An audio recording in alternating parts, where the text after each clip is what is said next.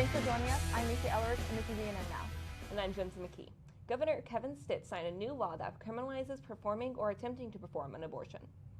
This is different than other proposed legislation, which would make enforcement of abortion bans a civil penalty. The new law makes performing an abortion a felony punishable by up to 10 years in prison. The bill's author says it punishes only abortion providers and not women seeking abortions. The only exception would be if the abortion was performed to save the life of the mother. The law will be challenged in court. The goal of many such measures is to trigger a case that could force the Supreme Court to re-examine the Roe v. Wade decision that legalized abortions in the country. The U.S. Supreme Court will once again hear arguments about the case that ruled much of eastern Oklahoma remains tribal land because Congress never formally dissolved reservations. This time, Oklahoma is asking the court to decide if the state has the right to prosecute non-Native Americans for crimes committed against Native Americans in so-called Indian country. According to the Tulsa World, tribal leaders have filed a friend of the court brief arguing the state should take up their concerns with Congress and not continue to drag out the fight in court. Their legal brief said in part, instead of supporting funding requests, engaging with Congress, or negotiating with the nations, the governor and his council tout litigation to circumvent and undermine McGirt as the state's primary effort.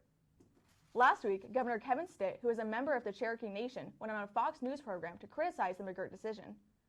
So far, the state's only legal victory came when the Supreme Court ruled its McGirt decision was not retroactive, meaning it couldn't be applied to hundreds of past cases. Since the ruling tribes have increased criminal justice spending, and the federal court system has had to deal with the increase in cases stemming from crimes committed in much of eastern Oklahoma.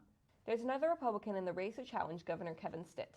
The head of the Oklahoma Department of Veteran Affairs announced last week will be a primary challenger for the governor. Kinsel is a lieutenant colonel in the Oklahoma Air National Guard. He accused Governor Kevin Stitt's administration of being filled with corruption and cronyism. Kinsel is the highest profile Republican to challenge Stitt.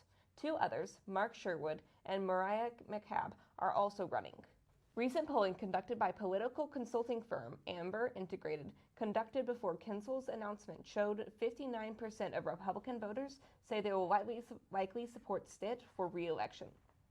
Congratulations are in order for the entire Epic News Network staff. For the second year in a row, ENN was awarded with the Distinguished All-Oklahoman Award by the judges for Oklahoma Scholastic Media. The ranking is awarded based on the program's articles and video productions. In addition, ENN's Grace Ann White won first place in the on-deadline video news category.